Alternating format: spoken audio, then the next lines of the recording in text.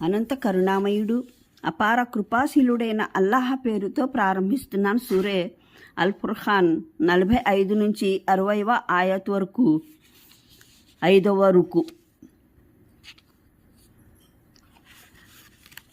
నీవు గమనించలేదా నీ ప్రభువు ఏ విధంగా నీడను వ్యాపింపజేస్తాడో? ఆయన కోరినట్లయితే దాన్ని చిరస్థాయి నీడగా చేసి పెట్టేవాడే. మేము సూర్యుణ్ణి దానికి నిదర్శనంగా చేశాము. ఆ పైన ఏ విధంగా సూర్యుడు పైపైకి లేస్తూ పోతాడో మేము ఈ నీడను క్రమంగా మా దాపునకు చేర్చుకుంటూ పోతాము. ఆయనే అల్లాహ్. రేయిని మీ కొరకు వస్త్రంగా, నిద్రను మృత్యు వంటి ప్రశాంతంగా, పగటిని బ్రతికి లేచే సమయంగా చేసినవాడు. ఆయనే తన కారుణ్యానికి ముందుగా వాయువుల్ని శుభ సందేశాలుగా చేసి పంపేవాడు. తరువాత ఆకాశం నుండి పరిశుద్ధమైన నీటిని అవతరింపజేస్తాడు.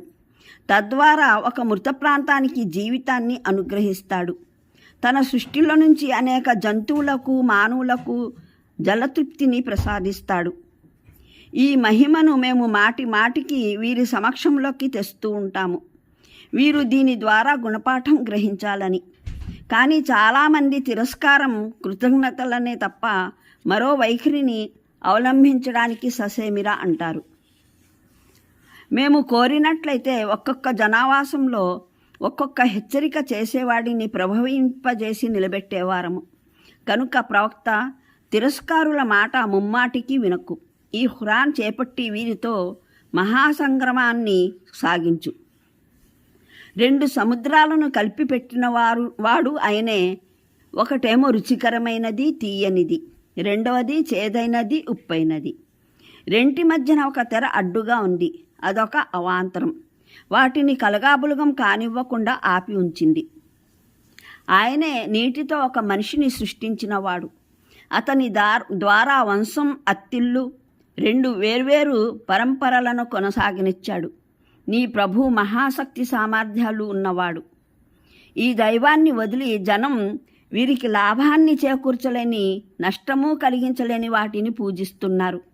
పైగా విశేషం ఏమిటంటే తిరస్కారి తన నిజ ప్రభువుకు ప్రతిగా ప్రతి తిరుగుబాటుదారునికి సహాయకుడై వ్యవహరిస్తున్నాడు. మొహమ్మద్, నిన్నైతే మేము కేవలం ఒక శుభవార్తనిచ్చేవానిగాను, హెచ్చరిక చేసేవానిగాను నియమించి పంపాము. వీరికి చెప్పివేయి, నేను ఈ కార్యం కొరకు మీ నుండి ఎటువంటి ప్రతిఫలాన్ని ఆర్థించడం లేదు. నా అసలు ప్రతిఫలం ఒక్కటే. ఇష్టమైన వారు తమ ప్రభు మార్గాన్ని అవలంబించాలి.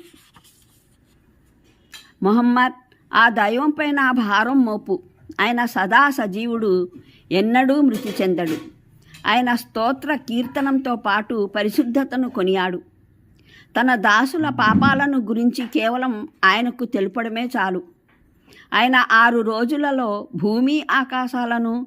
భూమ్య ఆకాశాల మధ్యనున్న సమస్త వస్తు సామాగ్రిని సృష్టించినవాడు. తరువాత తానే విశ్వపరిపాలనా పీఠం అర్ష్ పైన తేజోపవిష్టుడయ్యాడు. పరమ కరుణామయుడు. ఆయన ప్రాభవాన్ని గురించి వినుజ్ఞులైన ఎవరినైనా అడుగు. వీరిని ఈ పరమ కరుణామయునికి సజ్దా చేయండి అని చెప్పినప్పుడు కరుణామయుడేమిటి? అయితే నీవు ఎవరిని గురించి చెబితే వారికి మేము సజ్దా చేస్తూ ఉండాలా అని అంటారు. ఈ పిలుపు వారిలోని ద్వేషాభావాన్ని మరింత అధికం చేస్తుంది.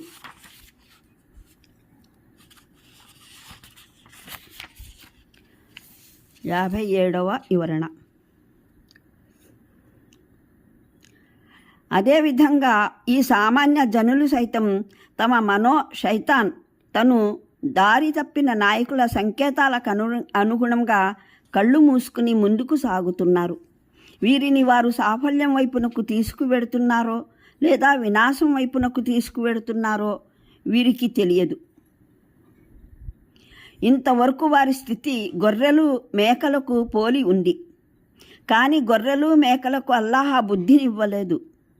అవి కాపరి ఎవరో, కసాయి ఎవరో గ్రహించలేకపోతే అందులో తప్పు లేదు. కానీ ఎంత విచారకరమైన విషయం! మానవుడు దైవం ద్వారా బుద్ధి జ్ఞానాల వంటి వరప్రసాదాలు పొంది కూడా తాను గొర్రెలు మేకల్లాంటి ఏమర్పాటుకు అచేతనావస్థకు గురి అవుతున్నాడు. ఈ ప్రసంగం ప్రచార ప్రబోధాలు అవసరమున్న ఉద్దేశం వ్యక్తం చేస్తుందని, జనుల్ని బోధించే వృధా ప్రయాస మానుకునేందుకు ప్రవక్త సల్లల్లాహు అలైహి వసల్లంను ఈ మాటల ద్వారా సంబోధించడం జరిగిందని ఎవరైనా అనుకుంటే అది తప్పు. ఈ ప్రసంగానికి అసలు సంబోధితులు శ్రోతలు. సంబోధన దైవ ప్రవక్తనే ఉద్దేశించినట్లు గోచరించినప్పటికీ జనులకు వినిపించడమే అసలు లక్ష్యం. ఏమనుపాటులో మ్రగ్గుతున్న వారలారా, మీ పరిస్థితి ఏమిటి?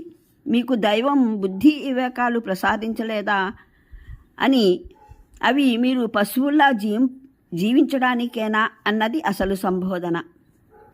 మూలంలో దలీల్, నిదర్శనం అన్న పదం ప్రయోగించబడింది. ఇక్కడ నిదర్శనం అన్న పదం సరిగ్గా ఇంగ్లీషులో పైలాట్ అనే పదం అర్థంలోనే ప్రయోగించబడింది. నావిక పరిభాషలో దలీల్ అంటే నౌకలకు దారి చూపుతూ వెళ్లే వ్యక్తినంటారు. పైలట్ అనే పదం అర్థంలోనే ప్రయోగించబడింది. నావికా పరిభాషలో దలీల్ అంటే నౌకలకు దారి చూపుతూ వెళ్లే వ్యక్తినంటారు. నీడకు నిదర్శనంగా సూర్యుణ్ణి చూపడం అంటే భావం నీడ సంకోచ వ్యాకోచాలు, సూర్యుని ఉద్భాన పతనాలు, ఉదయ అస్తమయాలు లోబడి ఉన్నాయన్నది. నీడ అంటే వెలుగు చీకట్ల మధ్య స్థితి. అది ప్రాతకాలాన సూర్యోదయానికి పూర్వం పగలంతా ఇండ్లల్లో గోడల దాపున చెట్ల కింద ఉంటుంది. మా దాపునకు చేర్చుకుపోవడం అన్నమాట. ఎందుకంటే నాశనమయ్యే ప్రతిదీ అల్లాహ్ వైపునకే మరలుతుంది. ప్రతిదీ ఆయన వద్ద నుండే వస్తుంది, ఆయన వద్దకే మరలి వెడుతుంది. ఈ ఆయక్కు 2 కోణాలు ఉన్నాయి. ఒకటి బాహ్యమైంది, రెండవది అంతర్గతమైంది. బాహ్యపరమైన దాని దీక్ష ఇది ఏమర్పాటులో పడి ఉన్న బహుదైవారాధకులకు. మీరు ప్రపంచంలో పశువుల్లా జీవించి ఉండకపోతే, బుద్ధి వివేకాలను కళ్ళను వినియోగించి ఉన్నట్లయితే మీరు నిత్యం చూసే నీడే మీకు గుణపాఠం గరిపేందుకు సరిపోయేది. ప్రవక్త బోధించే దేవుని ఏకత్వపు భావన పూర్తిగా సత్యమైనది. మీ జీవితం యావత్తు ఈ నీడల హెచ్చుతగ్గులతోనే ముడిపడి ఉంది. నీడ శాశ్వతం అయిపోయినట్లయితే భూమిలో ఒక్క ప్రాణి, ఒక్క పచ్చిక కూడా మనగలిగేది కాదు. ఎందుకంటే సూర్యరశ్మి వేడిమి పైనే వీటి మనుగడ ఆధారభూతమై ఉంది. అసలు నీడే లేకపోయినా అప్పుడు జీవితం అసాధ్యమైపోయేది. ఎందుకంటే అనుక్షణం సూర్యుని తాకిడిని ఎదుర్కొని దాని రశ్మి నుండి దేనికి రక్షణ దొరకని స్థితిలోనూ ప్రాణులు ఎక్కువసేపు బ్రతకగలిగేవి కావు. చెట్లు మొక్కలు మనగలిగేవి కావు. ఇంకా నీరు కూడా మిగిలేది కాదు. ఎండ నీడల్లోనూ అకస్మాత్తుగా మార్పులు సంభవిస్తూ ఉన్నా అప్పుడు కూడా భూమిపైని సృష్టిరాశి ఈ దెబ్బలకు ఎంతో కాలం తట్టుకోగలిగేవి కాదు. కానీ ఒక వివేచనాధురంధుడైన నిర్మాత, పరమశక్తిమాన్యుడు భూమి సూర్యుల మధ్య సముచితమైన సంబంధం ఏర్పరిచాడు.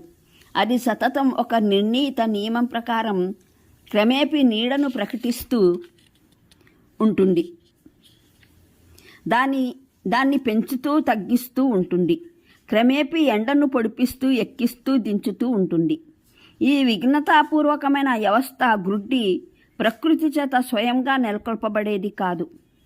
చాలామంది సాధికార దేవుళ్ళు దాన్ని స్థాపించి ఇలా ఒక నిరంతర నియమానుగతంగా నడిపించను లేకపోయేవారు.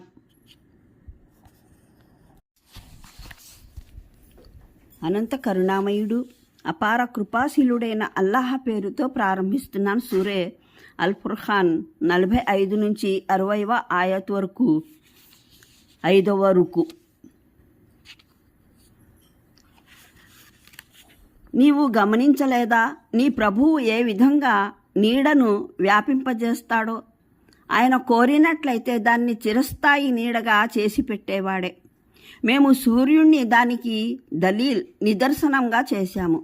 ఆ పైన ఏ విధంగా సూర్యుడు పైకి లేస్తూ పోతాడో మేము ఈ నీడను క్రమంగా మా దాపునకు చేర్చుకుంటూ పోతాము.